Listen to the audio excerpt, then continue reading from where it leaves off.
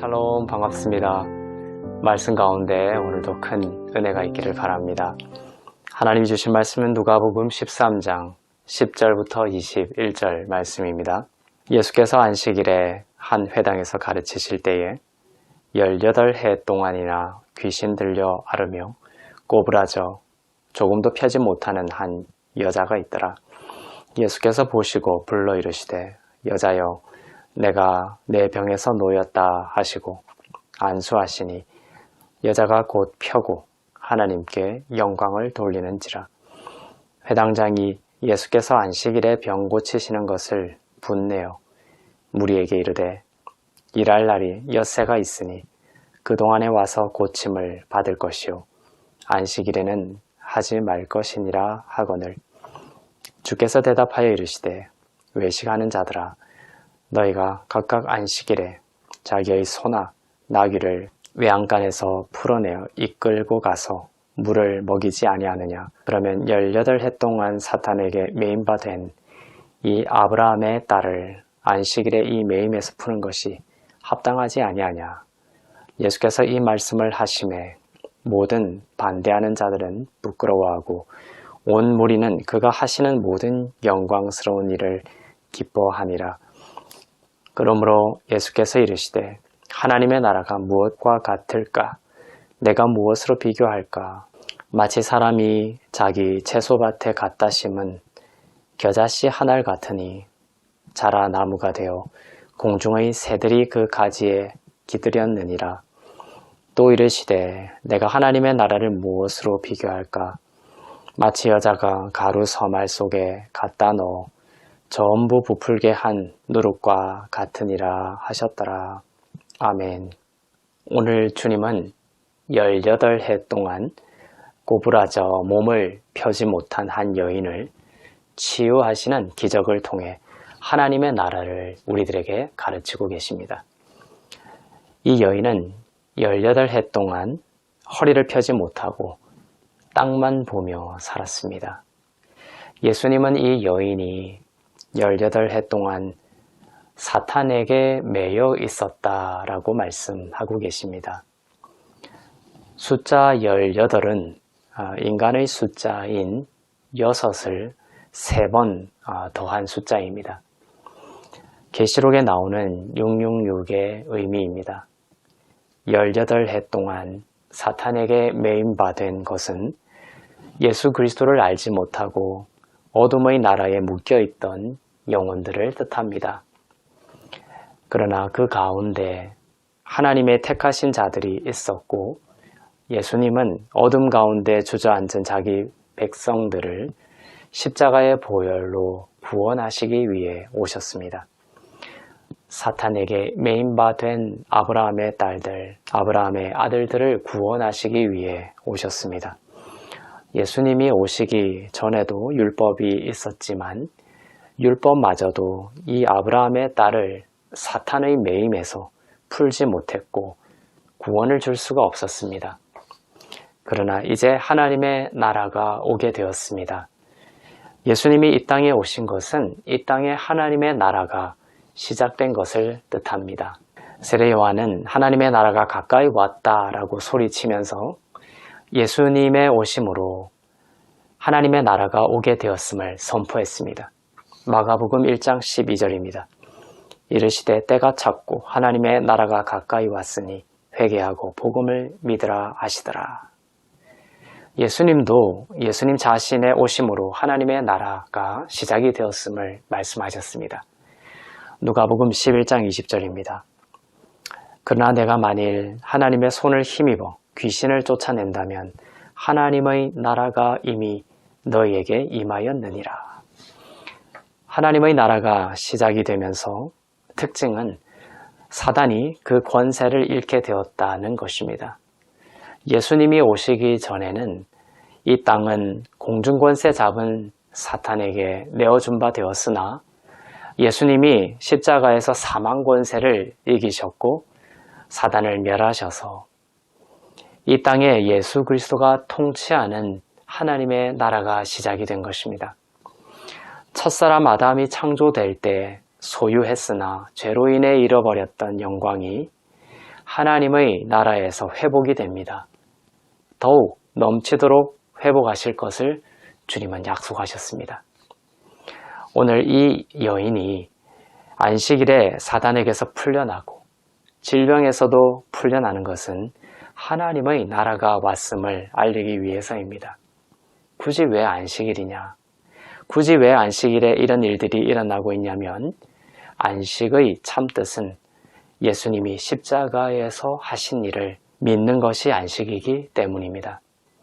그래서 안식일에 나음이 일어나는 것의 본질적인 의미는 예수님을 믿고 예수님의 십자가 공로를 믿으면 나음이 있고 구원이 있다는 말씀입니다. 하나님의 나라를 무엇으로 비교할까라고 하시면서 두 가지를 말씀하십니다. 하나님의 나라는 겨자씨 한 알 같아서 자라 나무가 되어 공중의 새들이 그 가지에 깃든다고 하십니다. 또한 하나님의 나라는 가루 서말 속에 갖다 넣어 전부 부풀게 한 누룩과 같다고 하십니다.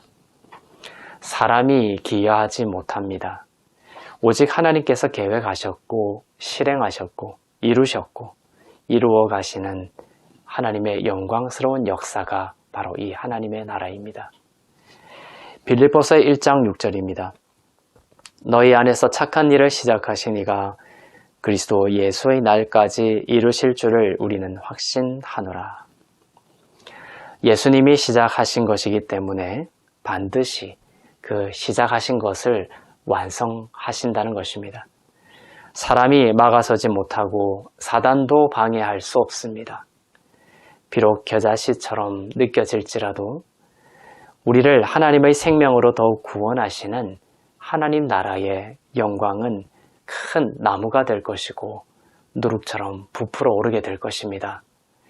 하나님 나라의 완성은 주님의 다시 오심으로 완성되겠지만 그 전까지 예수 그리스도의 복음을 믿는 자 가운데 나무의 자람이 있을 것입니다.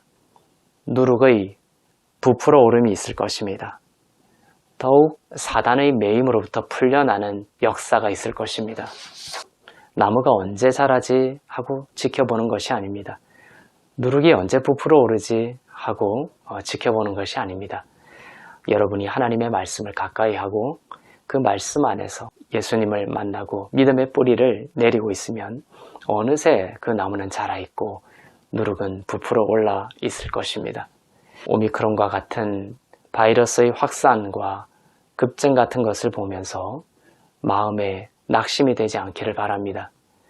낙심이 여러분의 영혼을 묶고 매지 않기를 바랍니다.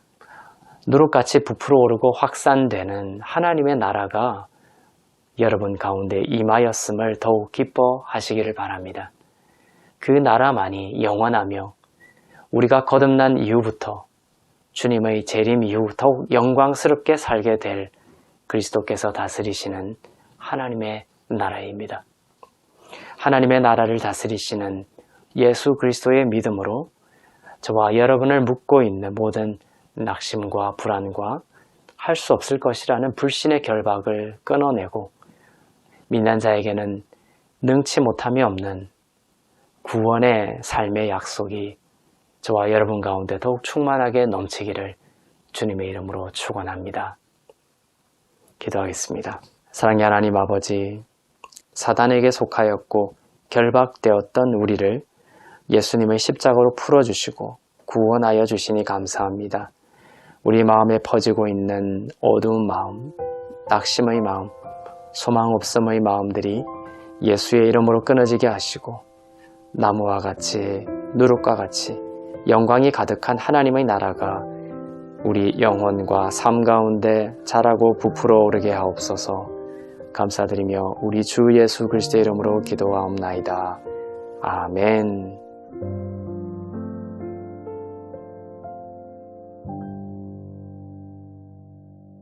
나의 피난처 예수 의지해요. 나의 피난처 예수 의지해요. 나의 가는 길에 거센 바람 몰아쳐와도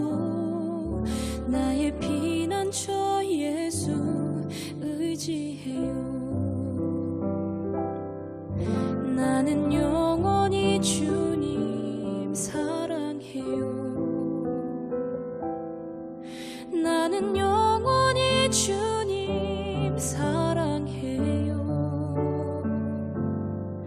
세상 어떤 것도 나의 사랑 끊을 수 없네. 나는 영원히 주님 사랑해요.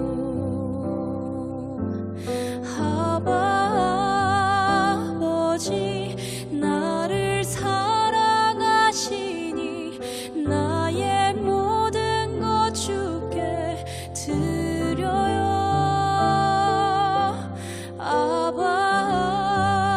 아버지 내가 여기 있으니 주님 영광 위하여 써주세요.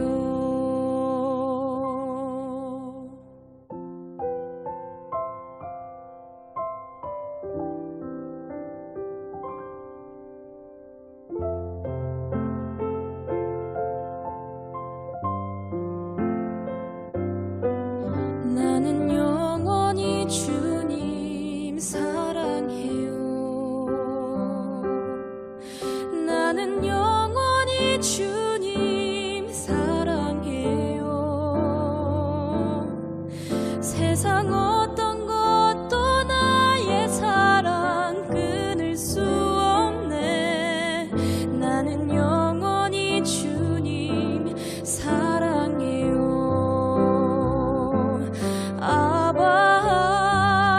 아버지 나를 사랑하시니 나의 모든 것 주께 드려요.